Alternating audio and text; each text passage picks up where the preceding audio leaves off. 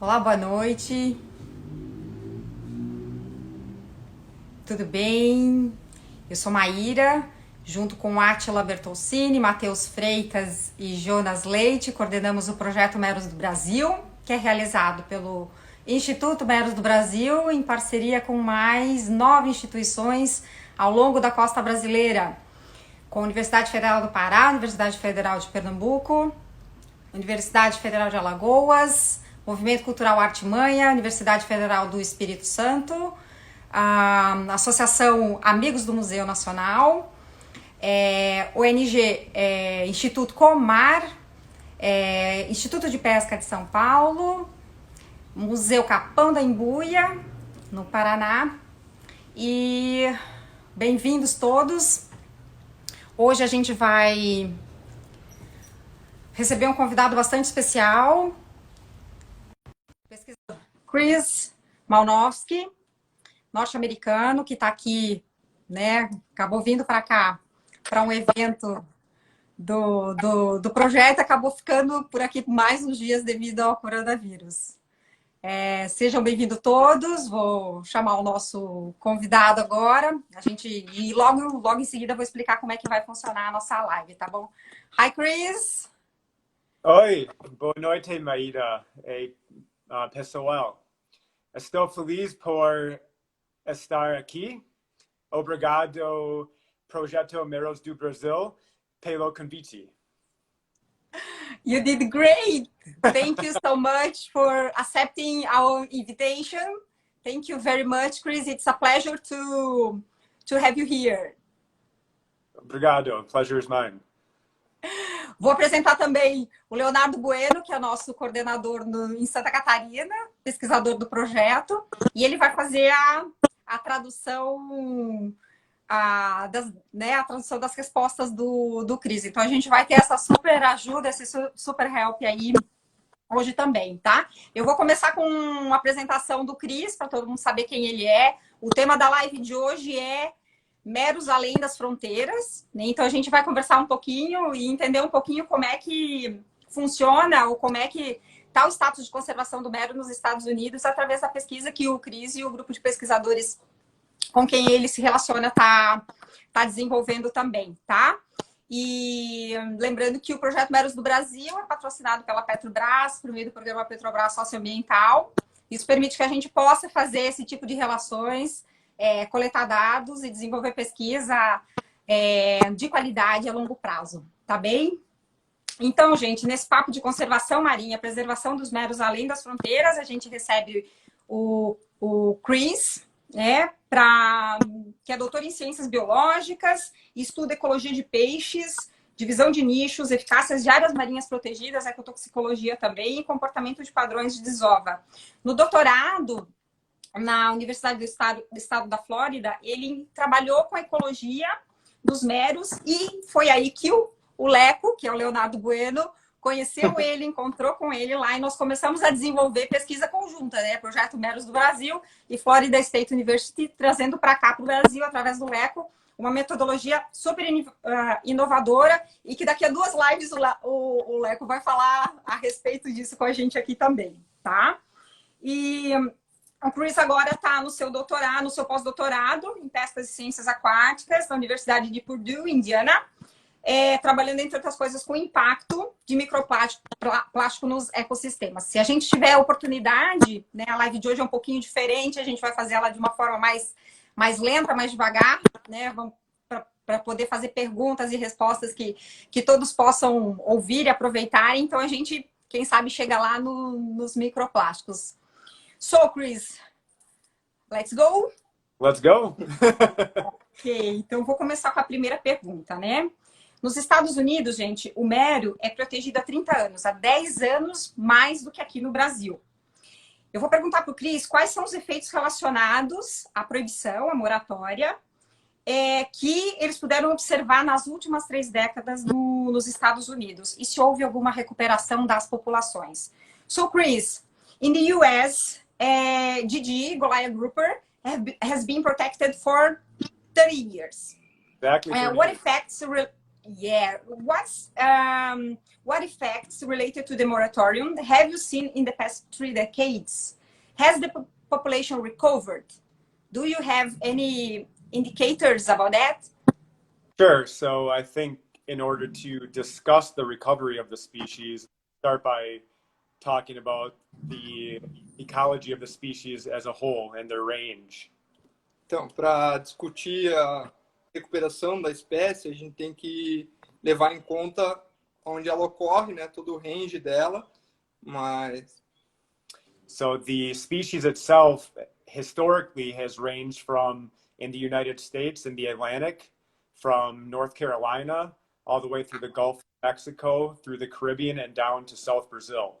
então, historicamente, né, o mero ocorre desde lá da Carolina do Norte, Golfo do México, toda a parte do Caribe, até o sul do Brasil. And also to across the Atlantic to Western Africa. E também, né, do outro lado do Atlântico, na costa da África. So to discuss recovery of the species, we want to consider the recovery throughout its entire range. Então, para discutir recuperação da espécie, tem que se discutir ao longo de toda a área de ocorrência dela, né? Não somente num local. So to talk about the research that myself, colleagues, you guys in your project have done, we look specifically at Florida for the work that we have done for Florida State University, and we look at the recovery potential in terms of what the state agencies and the federal agencies look at for fishery assessments. Então, né, nesse trabalho todo desenvolvido por eles na Florida State University, por nós aqui também, a grande que eles estão procurando é pelos históricos, né, de tamanho de estoque que se tinha das populações. Né?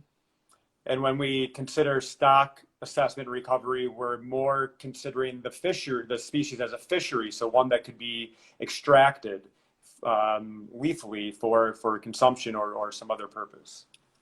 Esses dados de estoque, então, eles são mais voltados para espécies que são pescadas, né, e consumidas, tem mais dados, né? And the other way to consider recovery from more of a scientific or a conservation perspective is to consider a species' ecological role throughout its entire ecosystem and its native range. Então, outra maneira é... You want me to repeat that? Yeah. So the other way to understand recovery of a species is to look at its entire range. So with Goliath grouper from North Carolina down to Brazil, and to understand how that species is viable and what its ecological role is in the ecosystem throughout its native range. Então, outra maneira de entender ao longo de todo o range dessa espécie e qual é o papel ecológico dela nesses ecossistemas, né? Para entender essa recuperação e poder falar sobre isso, né? Então. So if we consider both of those measures of recovery from the agency perspective, federal and state and Florida, they have attempted multiple 3 stock assessments, all that have been rejected. Então, os órgãos, né, de controle, os órgãos federais e estaduais da Flórida, eles usaram 3 tipos de acesso ao estoque, né, stock assessment, para avaliar de relatórios, né, relatórios e dados para avaliar essa abundância dos meros lá, e nenhum foi reconhecido, né? Então, tem uma falta de dados aí para realmente afirmar, né, recuperação e... Right. So from a fisheries perspective, it is not recovered. It has shown signs of recovery, very much an incline in Florida. But if we then consider the range throughout its native range all the way down to Brazil and the Caribbean, there has been very low recovery there. It's very few numbers. The abundances of Goliath grouper are very low everywhere other than Florida. Então, pela perspectiva dos pescadores, tem uma indicação de recuperação, né? Uma curva crescente aí da abundância, mas quando você pega todo o range de ocorrência da espécie, a gente ainda continua tendo números muito baixos de abundância, né? que mostra que não há uma real recuperação da espécie em todo o range dela, né? Há alguns indícios na Flórida de maior abundância. So to bring that back to a summary of all of that, to answer your question specifically, the answer is no. They have not recovered, but they have shown promise in conservation efforts of signs of recovery in a very small fragment of their native range, which is in Florida. Então, para responder melhor, mais sintetizado a pergunta é que não, na Flórida não tem uma recuperação, não há uma recuperação da espécie, mas sim algumas ações de conservação que têm funcionado na Flórida e mostram um indício de recuperação, mas essas espécies ainda não voltaram ao que se tinha nos anos 50, né, lá para trás. Enquanto a gente não tiver uma recuperação na área toda, né, dos meros de ocorrência, sem fronteiras, que é o que a gente está tratando hoje, a gente também não pode dizer que ele está recuperado, né? Isso aí. Tá, let's go to the second question. Here in Brazil, although the species is protected, we continue to receive reports, lot of reports, especially in this online time. We have everything on time. People can take photos and make movies and send to us by Facebook, Instagram, WhatsApp, and we receive a lot of reports of illegal fishing. In this scenario, is that the scenario present in United States too? And how the enforcement of the law plays a role in the protection of Goliath? Então, eu estou perguntando para o Cris que no Brasil, apesar da espécie ser protegida, a gente ainda recebe muita denúncia de todas as formas, especialmente nessa era, né, de internet, sobre pesca ilegal. Se nos Estados Unidos eles têm muito registro de pesca ilegal e como a aplicação da lei desempenha um papel na proteção dos meros. So the answer is yes, poaching, illegal fishing does still occur in the United States. We know maybe we don't get live feed of this through photos and things, but we hear rumors from other fishermen that we work with that yes, there is poaching that occurs. We also have seen evidence of that diving where we've seen parts of fish, parts of Goliath grouper. Então, sim, tem pesca ilegal lá. Eles não têm recebido como aqui evidências, assim, como fotos e vídeos pela internet, mas eles têm vários relatos de pesca ilegal e eles já viram, né, meros pescados, pedaços de meros, assim, sinais de pesca da espécie. But the good part about the United States and what we've been able to do is to have pretty good enforcement of the laws of the moratorium. Então, a parte boa dos Estados Unidos é que eles têm uma boa fiscalização, né? A moratória lá é bem aplicada e fiscalizada. So even though there is some illegal fishing and things, it's probably minimal compared to other parts of their range, like Brazil. Such as Brazil. Such as Brazil, which is what I know the most, yeah. From you guys. Mesmo tendo pesca ilegal, ele vê que é muito menor do que em outras localidades do mundo onde o mero é proibido, né? Por causa da fiscalização.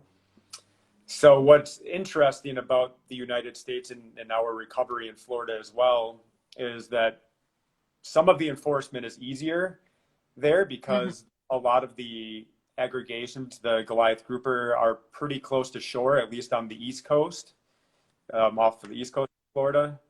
So enforcement is easier because it's very close to land.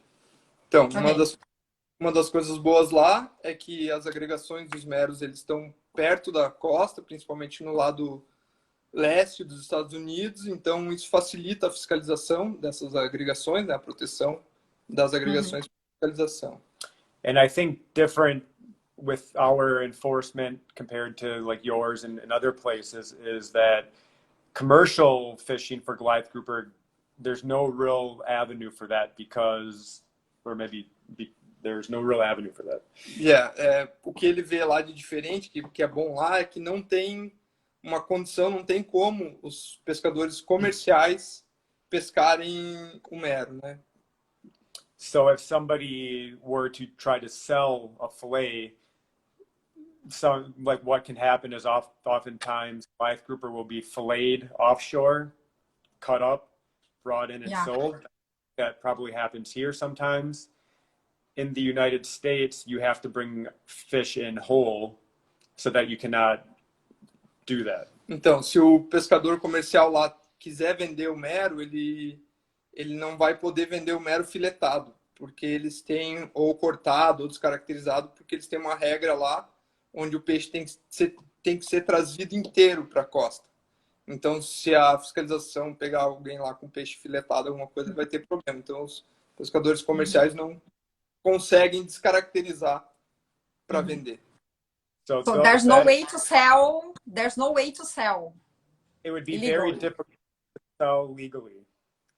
Sim, So, não tem jeito, yeah, ou seria muito difícil. I'm not saying that it cannot happen, but Okay. it would be difficult because there's a fine that is associated of up to $1,500 US, so 8,000 reais. And if That's a ticket? that's a ticket, that's a ticket. How much? $1,500 US. 500. Up to that much, and other penalties as well. Yeah. Então, tem uma multa grande, $1.500, para quem for pego fazendo pesca ilegal, né? So, and what the government can do and science can do is if you detect that this may be a fillet from an illegal fish like Goliath grouper, DNA tests can be done to look at that fillet to pair that then with Goliath groupers.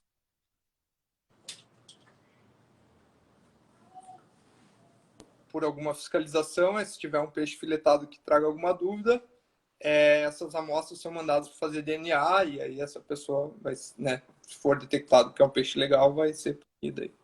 So it's likely that the poaching that does happen is more from a recreational standpoint. And we can get into this more later as well, but a lot of times people aren't killing Goliath grouper to eat them. They're killing them because they think they're bad in the reef environment and they want them dead. Então, o que acontece lá, a maior parte da pesca ilegal que acontece lá é feita pelo pescador esportivo ou amador, pescam para comer o mero ou para tirar ele do Recife, porque eles acham que tem muito mero, alguma coisa assim. So I'll just finish this by saying enforcement is by far perfect in the United States. There's a lot of loopholes and ways to poach, not just Goliath grouper, but especially offshore, other species. But enforcement is extremely important, as you know, in Brazil. If you don't have enforcement, moratorium laws don't mean anything. Então, que eles têm lá uma boa fiscalização, né? Que sim, tem áreas que são difíceis de fiscalizar, mas que funciona e que é uma coisa muito importante, né? Em todo lugar do mundo para se proteger qualquer espécie, que a fiscalização faça se cumprir as leis, né? So there are probably multiple reasons why the fish has recovered in Florida, but enforcement is one of those reasons. Então, há provavelmente muitos motivos pelo mero ter se recuperado na Flórida, mas fiscalização é provavelmente um dos grandes motivos. Ok. Eu vou pegar uma dessas falas que o Cris trouxe a respeito da grande quantidade, né? Que se tem, que os pescadores vão capturar mesmo ilegalmente porque acham que tem uma quantidade grande. Então, a nossa próxima pergunta ela vai nesse sentido. Nos mergulhos que o projeto tem feito, o Leco sabe muito bem disso, né? Monitora há mais de uma década pontos de agregação reprodutiva, ou seja, lugares onde os meros se reproduzem. O que se tem visto durante essas temporadas, esses períodos, né, as estações de agregação, são 15, 20 meros nesses pontos onde o projeto monitora, certo, Leco? Certo. Isso. Na Flórida, os registros que o Cris e as equipes têm visto são de uma centena de meros, mais de 100 meros durante esses períodos. E mesmo assim, a espécie está classificada como ameaçada, ela é uma categoria ameaçada, ela é considerada vulnerável. É possível em algum dia discutir a abertura da pesca? So, Chris, in the scientific dives that the Meros do Brasil project have been doing here, at least 10 years, during the spawning aggregation, we can see 15 to 20 meadows in the same aggregation, Goliath grouper in the same aggregation. In Florida, you have merger records with 100 during the same period, the aggregation time. But the species remain in the endangered. So will it ever be possible to rediscuss the opening of fishing? What do you think about it? So first of all, what we've seen with patterns that you might be starting to see is when the recovery started to happen, you have the abundance increasing, you have the number of spawning aggregations increasing, and the size of those aggregations increasing. Então, eles viram primeiro lá foi o aumento da abundância, né? Que talvez a gente tomara veja aqui no Brasil, o aumento da abundância. Depois, o aumento do número de agregações reprodutivas, né, ao longo da corda. So the size of your aggregations, 15 to 20 individuals, that's about what we see on some of our native or natural sites. So, but some of the artificial sites that provide more high relief habitat, yes, we've seen numbers on the upper end of 100 individuals. Então, esses números em torno de 20 indivíduos é o que eles veem ainda hoje nos recifes naturais. Nos recifes naturais de agregação, mas nos recifes artificiais, que tem uma complexidade estrutural diferente, uma altura maior do recife e tudo mais, sim, tem essas agregações de mais de 100. So from a perspective of should we consider reopening a fishery, that conversation is ongoing in Florida right now. And a lot of reason for that is because of these large numbers on certain aggregations are the same sites that a lot of fishermen interact with as well. So they see these large numbers. Então, na Flórida realmente está se discutindo a reabertura, mas o motivo disso é que os pescadores usam muito essas áreas onde tem essas grandes agregações. Então, eles acabam interagindo com o mero, tendo, né, vendo muitos meros e acham que é uma abundância, um grande aumento na abundância. And so this international category, the IUCN category of vulnerable that we talk about, really refers to their entire range. So the low numbers that exist of Goliath grouper range is why they are so vulnerable in terms of their recovery. Então, a classificação internacional da IUCN, ela leva em consideração todo o range da espécie e por isso ele continua vulnerável nesse range. Even though they're in larger numbers off the coasts of Florida and the Gulf of Mexico and the Atlantic, myself and colleagues still believe that it is not really a viable fishery for extractive fishing. Então, mesmo com esses grandes números, tanto do lado do Atlântico quanto do Golfo, ele e os colegas, os estudiosos lá na Flórida, acreditam que ainda não é um número válido para se abrir para pesca. And one way to think about species such as Goliath grouper is that they are very long-lived. They have weight maturation for reproduction and adding back into the population, and they're long-lived. Also, they are protogynous hermaphrodites, so they change sex from female to male later on in life. All of these qualities make them a very poor species for intensive fishing. Então, uma das coisas é que ele tem um ciclo de vida muito longo, ele demora a crescer, ele é hermafrodita protogênico, então eles são todos fêmeas, e aí lá num período da vida depois vão se transformar em machos, e demora muito até que de uma reprodução, um mero cresça e chegue a reproduzir de novo. Então essas são que tornam ele ainda, né, que não se pode abrir a pesca, porque ele tem essa coisa no ciclo de vida. So generally they do not make a very good fishery species. They are also in very low numbers. If you consider other fish species that might be in the thousands on a reef, 50 individuals, 20 individuals of one fish are really numbers are very small, even though they're large. Appearance of being many more or larger biomes.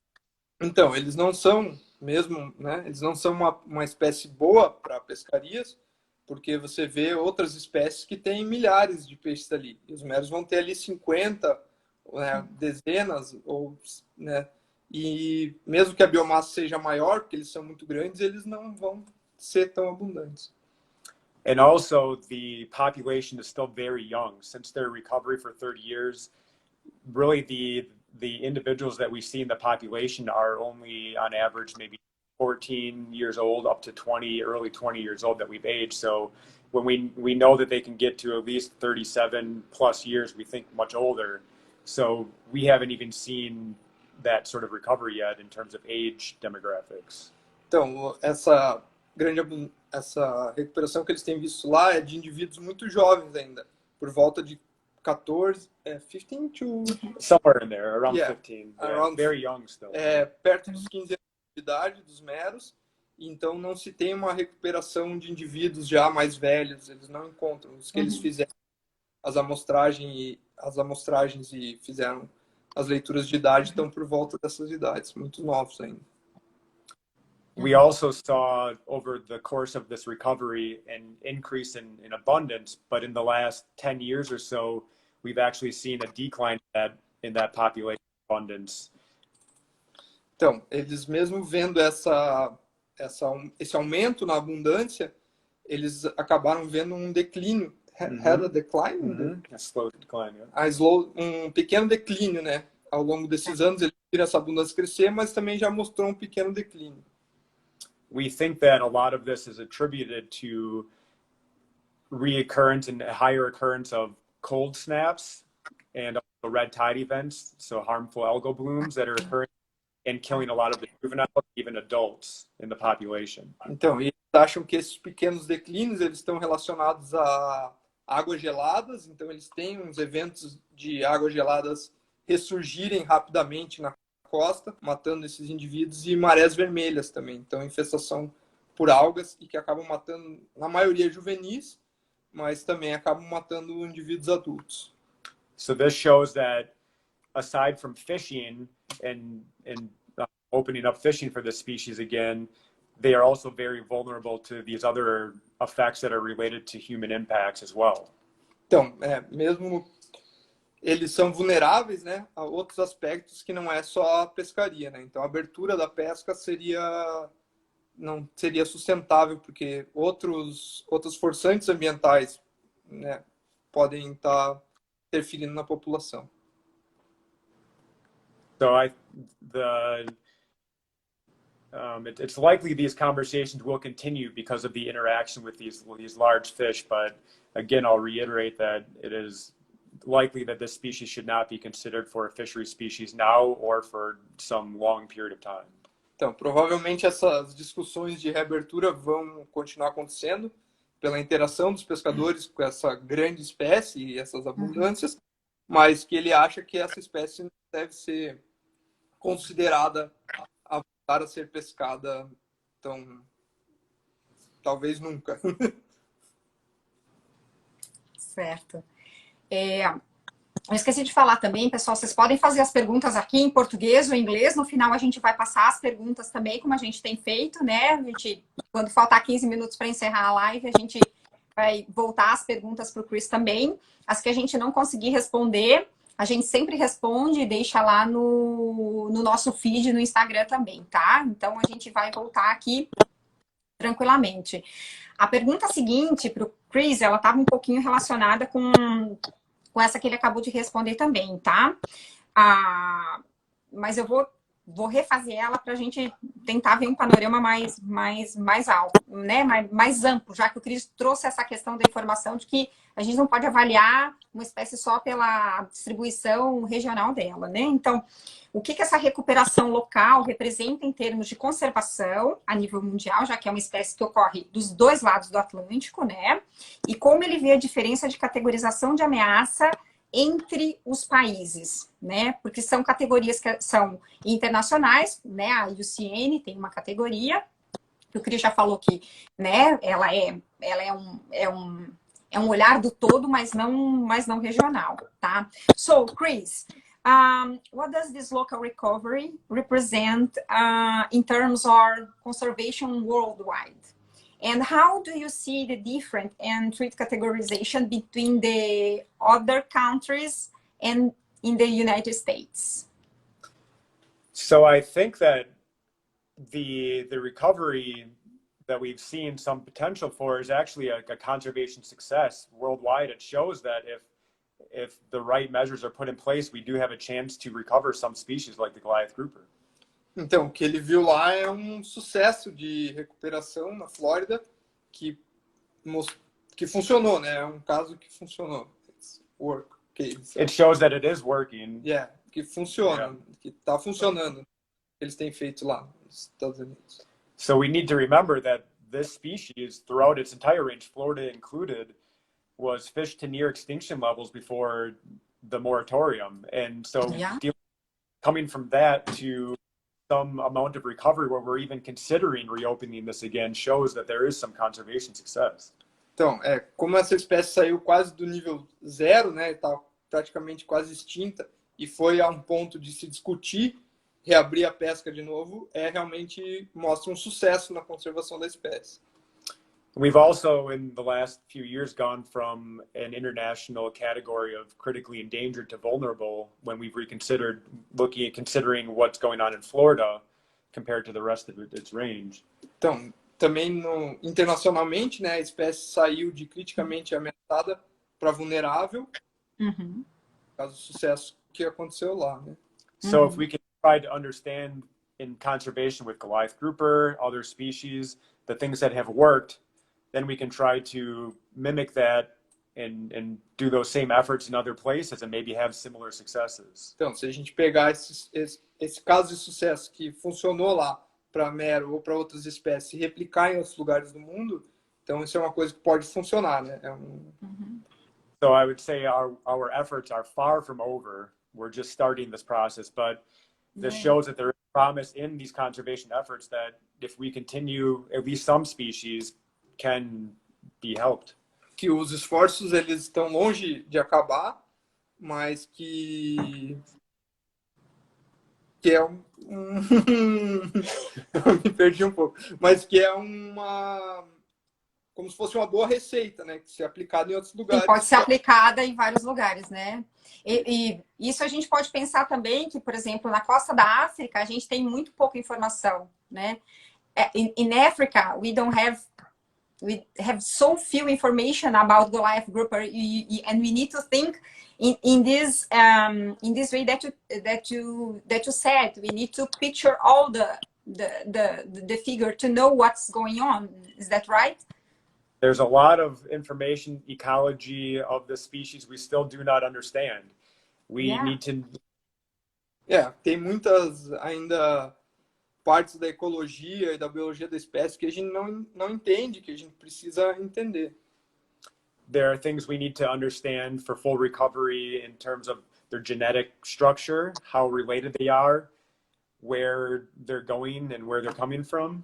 Então, uma das coisas que a gente precisa entender é a questão genética, tipo, a recuperação total seria a genética, quem eles são parentes, de onde eles estão vindo, para onde eles estão indo, esse fluxo gênico.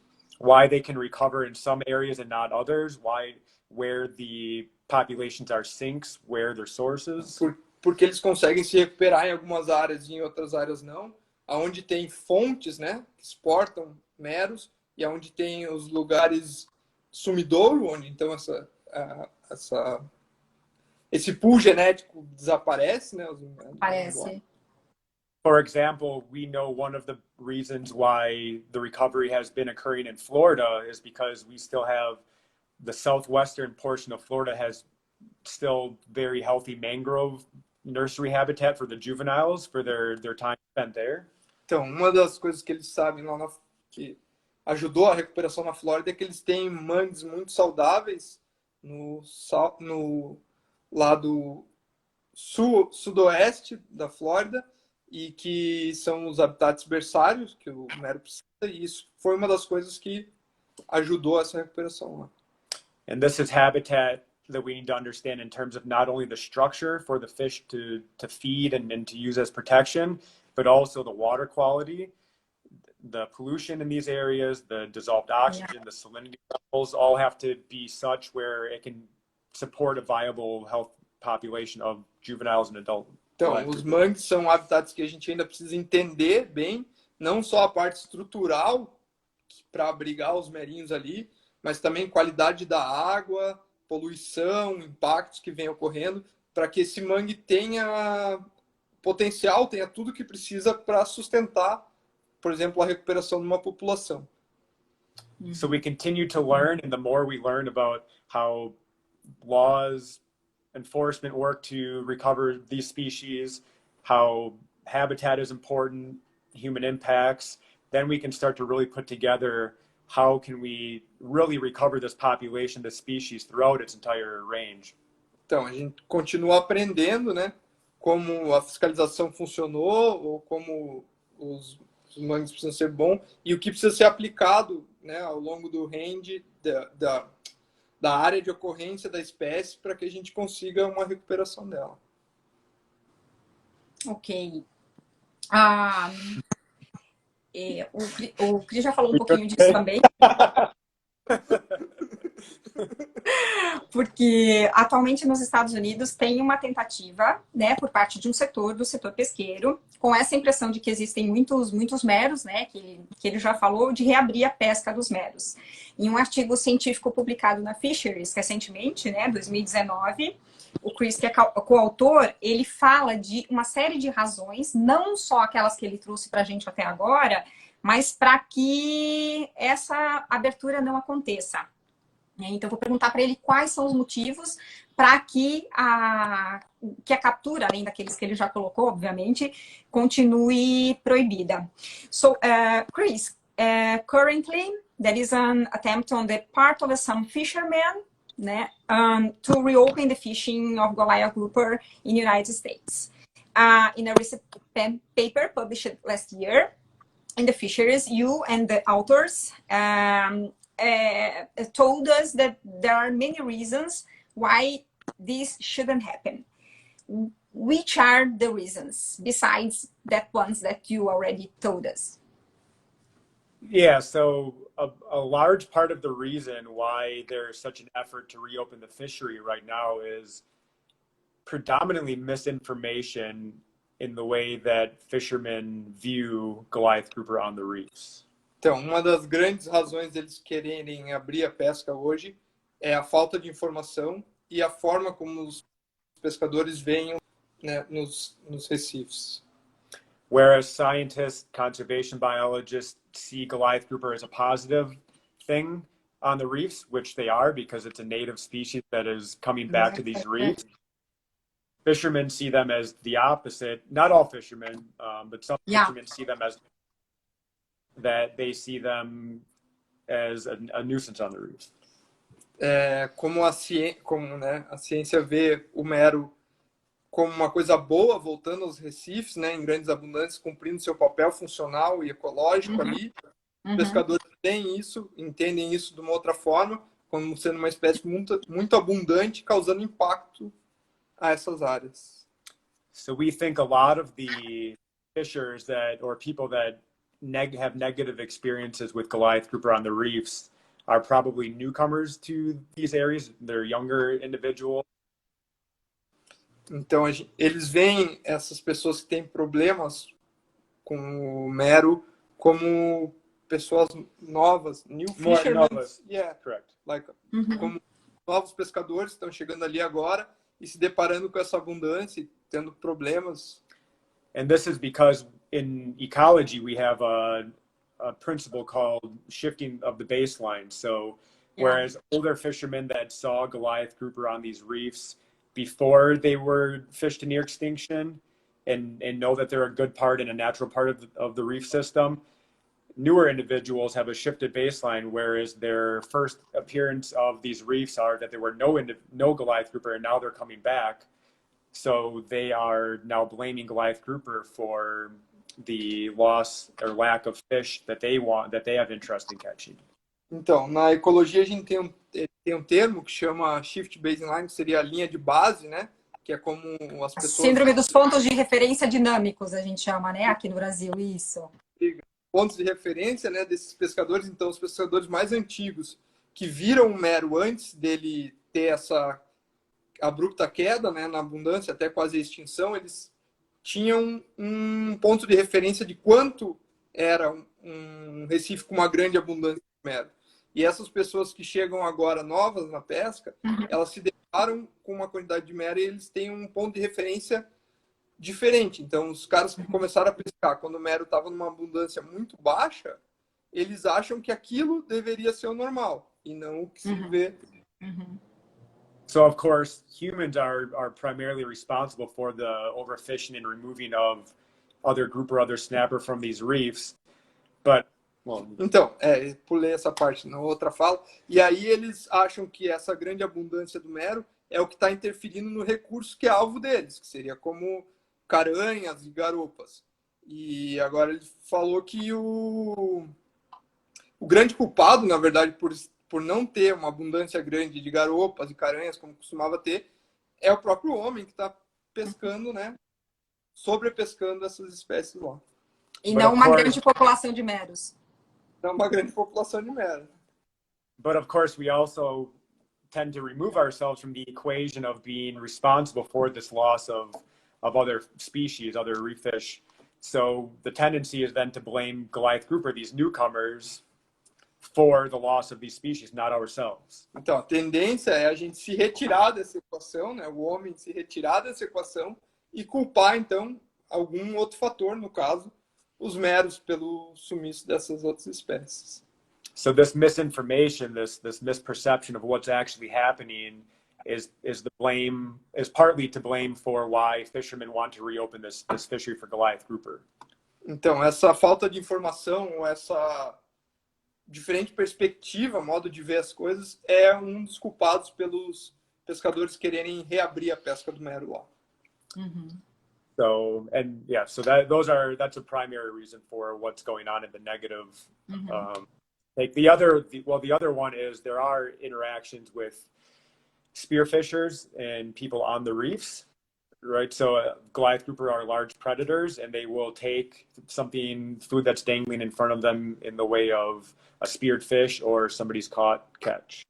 Então, outra coisa também que acontece é a interação do mero com, por exemplo, pescadores subaquáticos lá, ou outras pessoas que estejam mergulhando nos recifes, porque ele é um predador topo de cadeia, então qualquer coisa que tiver ali, um peixe que seja pescado, né, arpoado, o mero vem em cima, então alguns mergulhadores têm problemas lá nessa interação com o mero, né, de tentar roubar o peixe, até no próprio pescador de linha. So, of course, this anger towards Goliath grouper taking something that somebody wants from their catch is also partly to drive this desire to reopen the fishery. Sorry. So, I was adding to that the anger that is driven by spearfishing or fishing and getting their catch stolen by Goliath. Also part to blame. Então essa raiva que esses pescadores que vão lá e tentam pescar e são roubados, né, pelos meros, é parte da culpa aí pela essa vontade de reabrir a pesca e diminuir a abundância de meros, então, nesses recifes. Okay. We have some very close feelings here. Sometimes fishermen has this feeling here. Os pescadores às vezes nos relatam nas entrevistas também essa questão tanto da grande abundância de meros, né, que está baseada no que o Cris falou também, né, nessa mudança do ponto de referência, quanto dessa competição. Um lugar com muito mero é um lugar onde as outras espécies somem, né? Mas isso, então, passa por uma questão da gente entender esse todo, né? De conhecer um pouco mais da espécie. E aqui tem aparecido várias perguntas muito interessantes também, que estão relacionadas com isso. Inclusive, eu não sei se vai dar tempo de perguntar direto aqui para o Cris depois, mas como a gente pode, né? E talvez dê para para o Chris falar como é que está a situação nos Estados Unidos agora, mas de reverter essa situação, ou de aproximar, ou de educar, ou de informar. Então, a gente vai manter isso em mente. Chris, I'm going to the next question, and then if it's possible, because of the time, I come back to this issue that is education and come closer to the fishermen. Okay, there's a lot of questions about that. People are putting here in the comments. Okay, so in this paper. Se vocês quiserem o artigo, gente, depois é só perguntar, que a gente envia, manda a referência também. O artigo é muito importante, porque no atual momento, no projeto, a gente também está estudando os efeitos de metais pesados nas amostras de mel que a gente tem coletado ao longo do Brasil. Então, a gente vai ver, né, no futuro muito breve, essas amostras sendo analisadas, o que tem acontecido no Brasil, né? Então, nesse artigo, né, uma das razões que justifica que a pesca nos Estados Unidos continue fechada para os meros é a contaminação por metais pesados, né? Por mercúrio especificamente, né? Vou perguntar para ele o que eles descobriram a respeito dos contaminantes, né? Que foi publicado nesse artigo na Fishers no ano passado. E se a pesca for aberta, quais são as preocupações relacionadas com a saúde humana? So, Chris, in the article, one of the reasons that justify keep fishing closed is the contamination of heavy metals, especially mercury. What did you discover in your research with contaminants? And if fishery is open, what are the concerns about human health? Mm-hmm. So some of the major findings of the work we did with mercury contamination are that the levels of mercury in the adults are the highest of any grouper that we could find reports of in the region. Então, uma das principais questões que eles acharam no artigo foi que o nível de mercúrio dos grandes meros é maior que o encontrado para qualquer outra grande garopa no mundo. We have, world or just US? well, some of the highest in the world, for sure. Um dos mais altos do mundo. There are other species of sharks and pelagic fish like swordfish and tunas that are as high, if not higher, but for a grouper species, they're extremely high. Então, tem outras espécies que têm altos níveis também, como peixe-espadas, né, os peixes de bico, ou os tubarões. Mas para as garopas é um dos mais altos. And of the levels that there's an environmental agency called the EPA, the Environmental Protection Agency in the United States, and they set a standard level for risk of mercury contamination in consumption of fish. And this standard is used often by global fisheries as well. That level is set at 0.3 parts per million or micrograms per gram currently. Então, eles têm a agência, né, reguladora de proteção e que delimita um nível de mercúrio tolerável para o consumo. The level? Yeah, 0.3 microgramas por grama de mercúrio in the muscle. In anything. But generally the muscle, because that is mostly what people eat. Geralmente nos músculos, tá? Onde se acumula. So the levels that we found the concentrations rather that we found in adults or subadult Goliath grouper, 96% or so of the Goliath grouper were above that level. Então, das concentrações que eles encontraram nos subadultos e adultos, 66% deles tinham níveis maiores do que o recomendado pela agência. 96% deles tinham níveis maiores do que o recomendado por essa agência reguladora. So nearly all. It's too high. So it's way too high. So the concentration of mercury in the muscle tissue, not even talking about the other tissues, is way too high to be considered toxic for human consumption. Então, todos eram muito altos e considerados, tanto no tecido como na pele, como era considerado super tóxico para o consumo humano. Uhum. Some of the adults were as high as 25 times that level in their muscle tissue. Alguns that dos lower adultos level. tinham 25 vezes, 25 times more, 25 vezes mais mercúrio do que o recomendado. Mercúrio é recomendado. É muito alto. It's too high. Yeah, so very high, and one of the issues is you don't know where that level is of if you're going to consume Goliath grouper. So you're taking a huge risk and could be 25 times the lower level or somewhere else above that, but regardless, it's above. Então, o risco é que você nunca sabe, se você for consumir um mero, se ele vai estar com um nível de mercúrio 25% maior ou só um pouco maior do que o nível. Só um pouco maior. Maior. Mas é. So of this research, we looked not only at the levels, we looked at spatial comparisons. So we wanted to understand where levels were higher, concentrations of mercury were higher throughout Florida. And as we expected, the concentrations are higher in areas that are closer to human runoff and other forms of pollution, closer to land. Generally. Então, eles nesse estudo não avaliaram só a quantidade de mercúrio, mas eles também fizeram uma avaliação espacial, então nos locais, quais eram os locais que tinham esses níveis maiores e isso corroborou com as áreas onde tinha maior descarga de dejetos, né, de poluição da parte humana, ou das áreas mais populosas. We also found a number of health effects on the adult of this mercury contamination. So we looked at a number of health parameters from proteins to the immune system to different forms of stress, and we found correlation with levels of mercury. Então, eles também avaliaram, né, essa relação do nível de mercúrio com a saúde do peixe, então com a amostra de proteína, de várias de estresse, né, vários componentes da saúde do peixe e descobriram que isso tem uma correlação e que compromete a saúde desses peixes, né?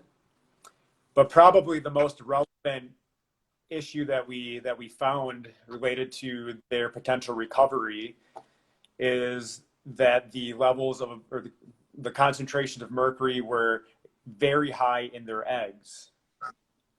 Um dos problemas que eles encontraram para a recuperação da espécie relacionada aos níveis de mercúrio é que os maiores concentrações de mercúrio eram encontradas nos ovos.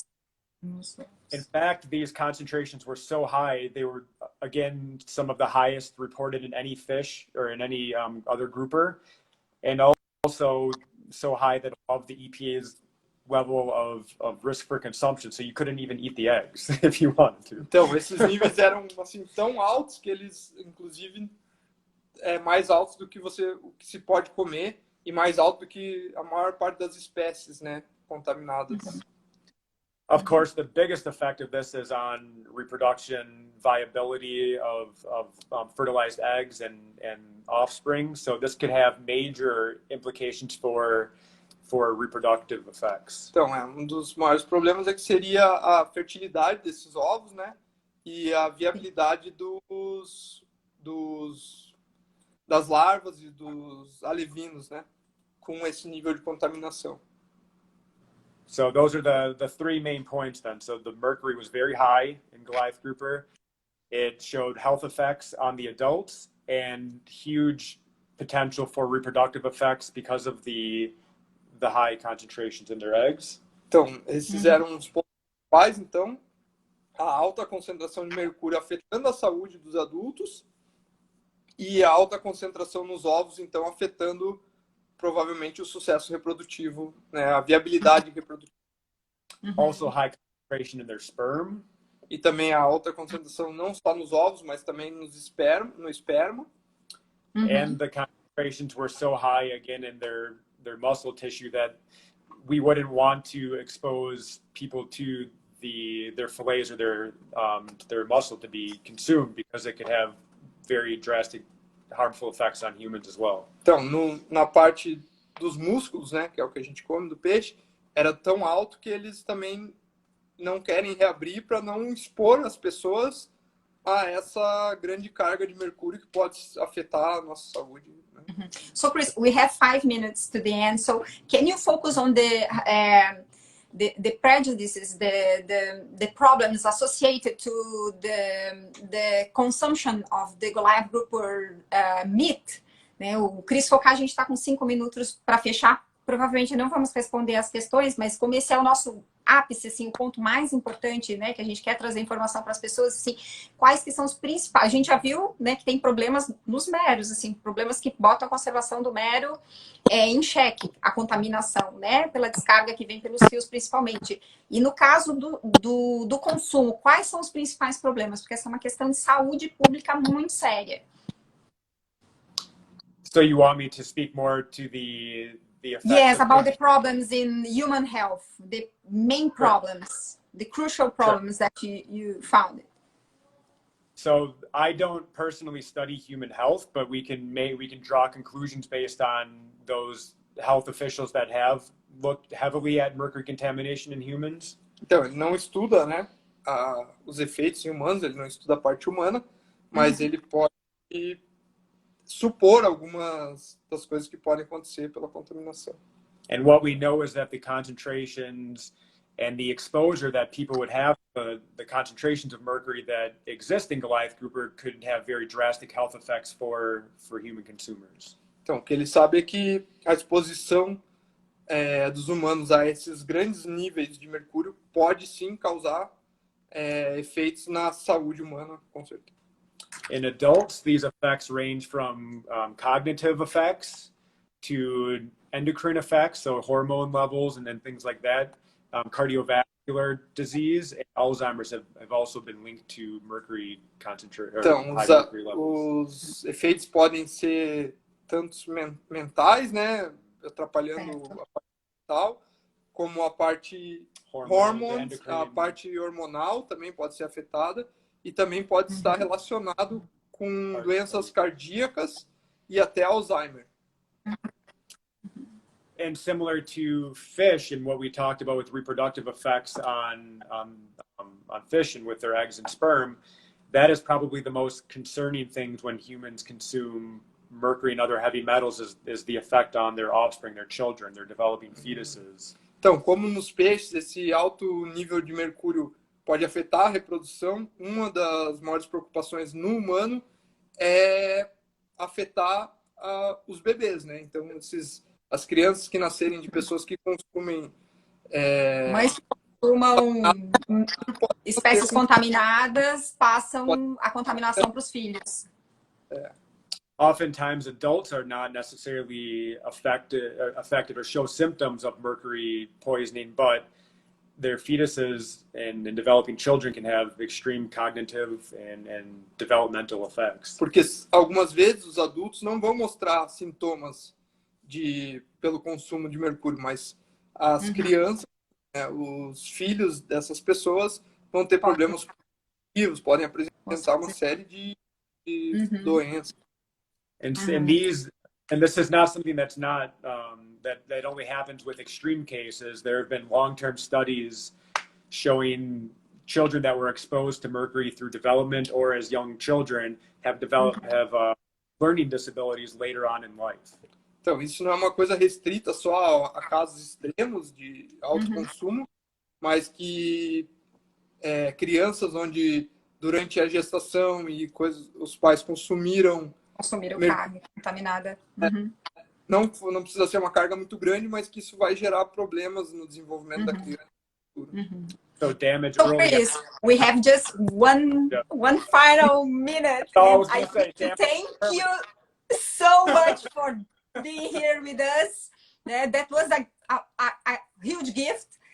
We know that you are leaving tomorrow, so I wish you a very nice trip back to the United States. Thank you very much for sharing your knowledge and all this great energy that you have here. So I'm going to pass to you to say goodbye to all the people that are listening you.